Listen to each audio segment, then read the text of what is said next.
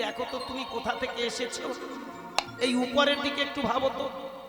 আমরা প্রত্যেকে বাবা যে যার বাবা মা থেকে এসেছি, আসেনি কোনো?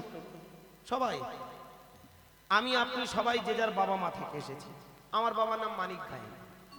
আমার মানিক গায়েন যিনি আমার বাবা, ও এসেছে ওর বাবা থেকে, আসেনি?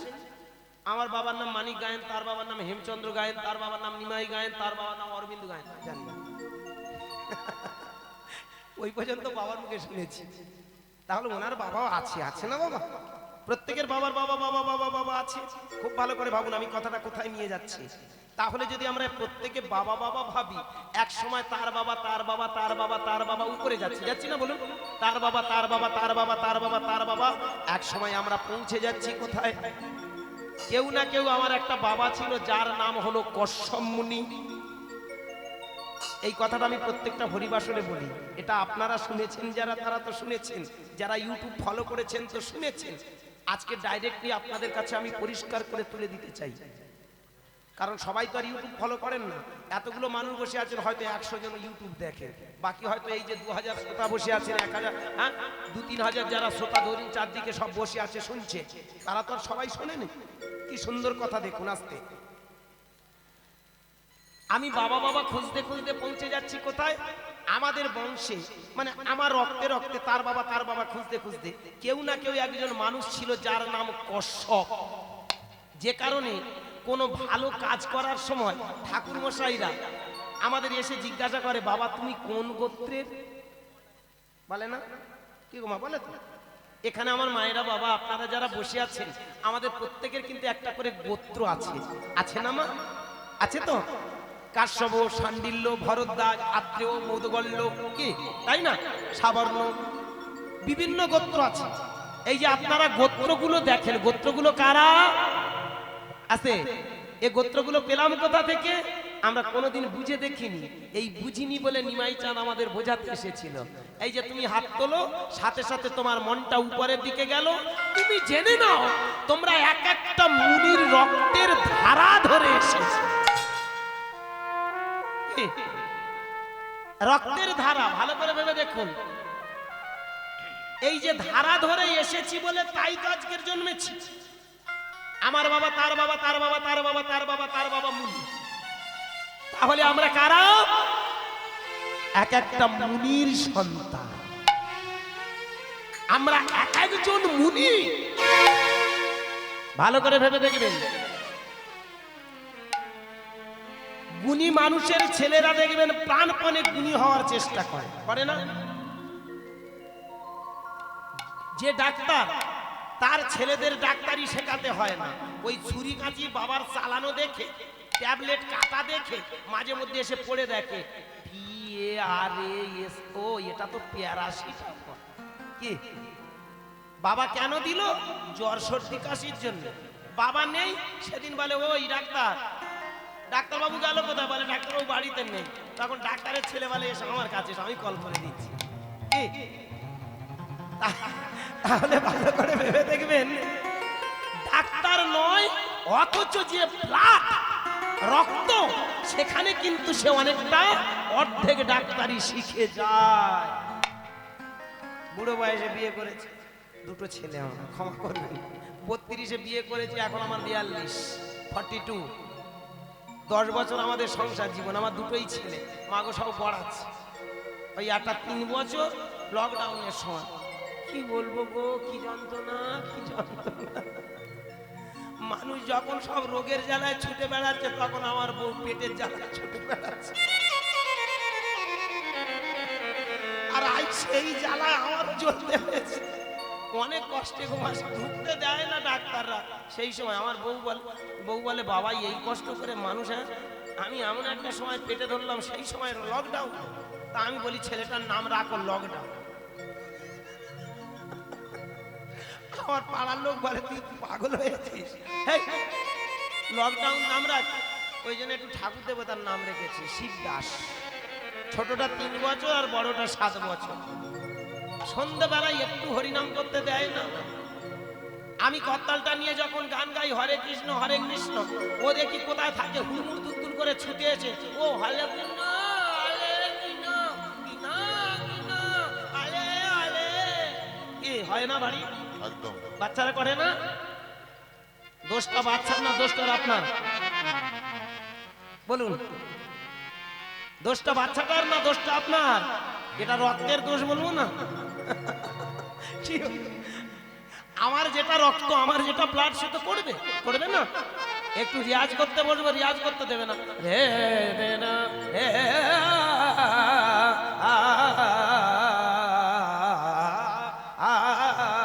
ও মা, ও খাটের তলায় বসে বসে মাঝে মধ্যে দেখে, আর বাবা ওই করছে।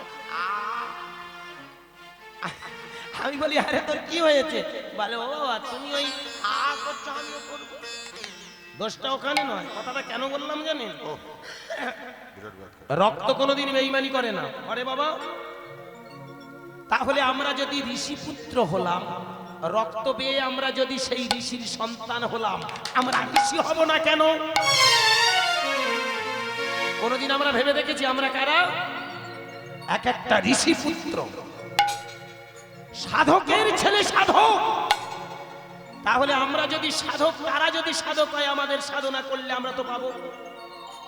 তাদের ভিতরে যদি ভগবত দর্শন হয়, আমরা কেন পাবো না? এটা আমরা কোনোদিন খুঁজে দেখি কি বাবা? এই জন্য জ্ঞানী মহাজনেরা বললেন, আগে তুমি নিজেকে চেনো। এইবার ভালো করে ভেবে দেখুন, এক একটা মুনি থেকে যদি আমাদের রক্ত বেয়ে আসতে, তার জেনারেশন ধরে যদি আমরা আসি, এইবার মুনিগুলোকে প্রশ্ন করুন তো, তোর বাবার নাম কি? ভালো করে ভেবে দেখুন, প্রত্যেকটা মুনিকে প্রশ্ন করুন, তোমার বাবার নাম কি? তারা কি বলবে? তার বাবা, তার বাবা, তার বাবা, তার বাবা। তখন সে বলবে, আমার বাবার নাম হলো ব্রহ্মা। আহা, কি বাবা? ব্রহ্মা থেকে মুনিগণ, মুনিগণ থেকে আমরা কি? তাহলে আমরা কার সন্তান? ব্রহ্মার রক্ত বেয়ে এসেছি, আমাদেরও রক্তে সেই ব্রহ্মার রক্ত আছে। আমরাও সবাই ব্রহ্মার রক্তে জন্ম, আমরা সবাই ব্রহ্ম। আজকের এখানে ভালো করে ভেবে দেখুন, আজকে আপনার টাইটেল দাস, আপনার টাইটেল পড়লে রং, হালদার, নস্কর, গায়েন, কি মন্ডল, এরকম যদি কোনো মানুষ যদি গলায় পইতে নিয়ে যদি পুজো করতে যায়, আমরা মেনে নেব? কেন মেনে নেব না? কেন? হাজার হাজার বছর ধরে আসতে, হাজার হাজার বছর ধরে আমাদের ভেতরে যে একটা কুসংস্কারের জাল বেঁধে রেখেছে, ওই জালটা কেটে আমরা কোনোদিন বের হতে পারিনি। যারা চতুর, তারা সমাজে সব সময় দেখবেন ফতুরগিরি করার জন্য আসে। এই পৃথিবীতে যারা একটু দেখবেন বুদ্ধিমান, তারা সব সময় চাইবে একটু যাদের বুঝ শক্তি কম, একটু বুদ্ধি কম, তাদেরকে দিয়ে দেখবেন বেশি করে খাটিয়ে নেয়। কি তাই না বলুন? ভালো করে ভেবে দেখবেন, আস্তে ভালো করে ভেবে দেখবেন, তৎকালীন দিনের সেই যে বৈদিক যুগে ব্রহ্মা থেকে মুনিগণ, মুনিগণ থেকে আমরা, তাহলে লিগ্যালি লজিক কি বলছে, আর্গুমেন্ট কি বলছে? ভালো করে ধারাবাহিকতা ধরে এগিয়ে যান দেখি। ব্রহ্মার রক্ত থেকে যদি মুনিগণের জন্ম হয়, মুনিগণ থেকে যদি আমাদের জন্ম হয়, তাহলে আমরা কি ব্রহ্মার রক্তে ব্রাহ্মণ নই? আপনার ঠাকুর ঘর, আপনার ঠাকুর, আপনার নৈবেদ্য, আপনার ফুলমালা, আপনার সব খাবার দাবার ফলমূলাদি আপনি ছুঁতে পারেন। ছুঁবে কারা? ওরা এসে যদি না ছুঁয়ে দেয়, পুজো হবে। কিরকম ব্যবসাটা বুঝতে পারছেন? ওদেরকে প্রশ্ন করবেন, ক্ষমা করবেন, আমি ব্রাহ্মণদের নিন্দা করছি না, কিন্তু আমি ব্রাহ্মণ্যবাদকে ঘৃণা করছি। আজকের এই হরিবাসরে আসতে আমি যে কথাগুলো বলি, অনেকে বলেন গুরুদাস সাধুগুরু বৈষ্ণবদের নিন্দা করে। উইথিন ক্যামেরা অন দ্য স্টেজে দাঁড়িয়ে আমি একটা কথা বলে যাই, নিন্দা করলে পাপ হয়। কি আজকের এই হরিবাসনে দাঁড়িয়ে ভগবানের দিব্যি, আমার মরা বাবার দিব্যি, এই ক্যামেরার সামনে দাঁড়িয়ে বলছি, যদি কোনোদিন কাউকে নিন্দা করে থাকি, জীবনে যত পাপ আছে যেন আমার মাথায় এসে চড়ে। আমি কাউকে নিন্দে করার জন্য হরিবাসনে দাঁড়াই। আমি চাইবো আজকের আপনাদের ভিতরে একটা চেতনা তৈরি হোক। সমাজটা যেভাবে ধ্বংস হয়ে যাচ্ছে, সেইখানে আপনারা যদি চেতনা তৈরি না করতে পারেন, হরিনাম শুনে লাভ নেই।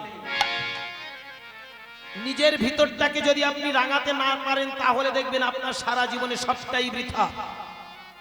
সারা জীবন কিছু স্বার্থন্বেষী চিটিংবাজ ধর্মযাজকরা সমাজটাকে শেষ করে দিয়েছে। আমি সেইখানে দাঁড়িয়ে বলবো, ভক্তমণ্ডলী আগে বোঝার চেষ্টা করবেন। আমি ব্রাহ্মণ নিন্দা করছি না। জন্মের জায়তে সূত্র সংস্কার ভাবে দ্বিজ, বেদ পাঠেতে ভাবে বিপ্র ব্রহ্ম জানতি ব্রাহ্মণ। ব্রাহ্মণ তাদের বলা হয়, জন্ম মাত্র সে সাধারণ, যেদিন তার যোগ্য সূত্র পড়িয়ে দেওয়া হয় সেদিন তাকে বলা হয় দ্বিজ। দ্বিজ মানে আর একবার তার জন্ম হলো। কি ভালো করে ভেবে দেখবেন কিভাবে জন্ম। যেমন দেখবেন যারা বিএসএফ এর চাকরি করে, যারা আছে, এক কথায় এইটুকু ভাবুন, যারা মন্ত্রী মিনিস্টার, যেদিন মন্ত্রী মিনিস্টাররা শপথ বাক্য পাঠ করে, কি বলে যে আজ থেকে আমি কথা দিলাম আমি দেশবাসীর মঙ্গল করব। কি তাহলে শপথ বাক্যটা কেন পাঠ করছে? এতদিন আমি যা ছিলাম ছিলাম, আর একবার আমার জন্ম হলো। সেটা জন্মটা কার জন্য? বিশ্বের মানুষের জন্য, সমাজের মানুষের জন্য, রাজ্যের মানুষ, রাষ্ট্রের মানুষের জন্য। এই জন্য ভালো করে ভেবে দেখবেন, ব্রাহ্মণ তাদের বলা হয় যেদিন তার যজ্ঞসূত্র পালানো হয়, সেদিন তাকে বলা হয় দ্বিজ, মানে তার আরেকবার জন্ম হলো। বেদ পাঠেতে ভাবে বিপ্র, বেদ পাঠ যিনি করেন তিনিই প্রকৃত বিপ্র। বেদ মানে কি? একটু ভালো করে মন দিয়ে শুনবেন। বেদ কিন্তু কোনো লিখিত গ্রন্থ নয়। এই জন্য বেদের আরেক নাম শ্রুতি। শ্রুতি বলা হয় না, শ্রুতি বলা হয় কেন? তখনকার গুরুরা মুখে মুখে কথাগুলো বলতো, কানে শুনে মনে রাখতে হতো। এই জন্য বেদের আরেক নাম শ্রুতি। বেদ কোনো গ্রন্থ নয়। প্রকৃতির দিকে তাকিয়ে তাকিয়ে যে জ্ঞান অর্জন করে মানুষকে জ্ঞানের সাগরে ঝাঁপ দেওয়া তো আছে, জ্ঞানের সাগরে তাদেরকে ভাসানো হতো, তাই তাদেরকে বলা হতো বেদজ্ঞ। আর এখান থেকেই জন্ম হলো বেদ। আস্তে আপনারা যারা ফিলোসফি পড়াশোনা করেছেন, যাদের সাবজেক্ট আছে ফিলোসফি, একটু যারা এডুকেটেড, আমাদের ফিলোসফি সাবজেক্টে কি আছে জানেন? সেখানে বলছে বেদ কথাটার জন্ম হয় বিদ কথা থেকে। বয় হর্ষই দ হর্ষন্ত বিদ। আস্তে বিদ মানে জ্ঞান, বিদ মানে জানা। আমরা জ্ঞান বা জানি কোথা থেকে? আপনি পড়াশোনা জানেন না, বই পড়তে পারেন না, তাহলে আপনি কি জ্ঞানী হতে পারবেন না? কি মা কথাটা ভালো করে মন দেবে শুনবেন। আপনি আস্তে আস্তে, আপনি ধরুন বই পড়তে জানেন না, আপনারা বই পড়তে পারবেন না, তাহলে কি আপনি জ্ঞানী নন? জ্ঞানী হতে গেলে বই পড়তে হবে এমন কোনো কথা নয়। ভালো করে ভেবে দেখুন, রামকৃষ্ণ পরমহংসদেব পড়াশোনা জানেন, অথচ পৃথিবীর শ্রেষ্ঠ একজন বড় গুণী মানুষ। আস্তে আস্তে কি ভালো লাগছে না? এই কথাগুলো শুনতে ভালো লাগছে না? প্রচন্ড ঠান্ডা পড়েছে বলে গন্ডগোল হচ্ছে তো, নাকি আমি লাইন চুপ হয়ে যাব? কি বলুন, একটু এগিয়ে দিই। কে যাবার সময় গাড়ি উঠবি, গান শেখাবো। এই মেয়েটা দেখতে ভালো, মাই তুই গান শিখলে তোর টাকা ঘুরিয়ে পারবো না, তুই গাইবি আর আমি টাকা ঘুরবো শুধু। আস্তে তুই চুপ কর, এখন তুই চুপ কর, কালকে যা হবে হবে। আস্তে হরি বল। বিষয়টা কি তাহলে? খুব মন দিয়ে শুনবেন। বেদ কথাটার জন্ম হলো বিদ কথা থেকে। বিদ মানে জ্ঞান, প্রকৃতির গ্রন্থ পাঠ করেছে। ভালো করে যেটা বলতে বলতে কেটে নিলাম। রামকৃষ্ণ পরমহংসদেব পড়াশোনা জানেন, অথচ সারা পৃথিবীর মধ্যে শ্রেষ্ঠ দার্শনিক, যার গ্রন্থ, যার মুখের কথা, যেটাকে রামকৃষ্ণ কথামৃত বলা হয়, সেই রামকৃষ্ণের কথাটা সারা বিশ্ব ব্রহ্মাণ্ডের সমস্ত মানুষ আজ মেনে নিয়েছেন। তাহলে সেইখানে একটা বড় বোঝার আছে বাবা মায়েরা। এই যে বেদ বা বিদ প্রকৃতির গ্রন্থ, আর সেইগুলো পাঠ করে আমরা যারা শিখেছি, আমরা তাদেরকে বলি বেদজ্ঞ ব্রাহ্মণ। তাহলে বেদ কি? যিনি বেদ পাঠ করেন মানে যিনি জ্ঞানী, তিনিই হলো প্রকৃত ব্রাহ্মণ। আস্তে এইবার ভালো করে মন দিয়ে শুনে দেখুন, ব্রহ্মজানতি ব্রাহ্মণ, যার ভিতরে ব্রহ্মজ্ঞান আছে সেই ব্রাহ্মণ। ব্রাহ্মণটাকে যার ব্রহ্মজ্ঞান, ব্রহ্মজ্ঞান মানে কি? এই পৃথিবীর সবাই যে সমান, পশু পাখি তরুলতা বৃক্ষ গুলমাদি যে সবাই আমরা, হ্যাঁ, সবার ভিতরে আত্মা আছে, সবার ভিতরে প্রাণ আছে, সবাই যে ভগবানের বাচ্চা ভগবান, সবাই যে আমরা পরম পিতার সন্তান, এই বোধগম্য যার ভিতরে ঢুকেছে সেই হয় ব্রাহ্মণ। যারা সবাইকে সমান চোখে দেখে তারাই তো ব্রাহ্মণ। রাবণের কথা মনে পড়ছে? রাবণের মারার জন্য রামচন্দ্র কিনা চেষ্টা করল, যতবার মারে মুন্ডটা কেটে যায়। কি যায় না বাবা? মুন্ডটা কেটে যায়। ততবার রাবণ একটা করে হাসি দেয়,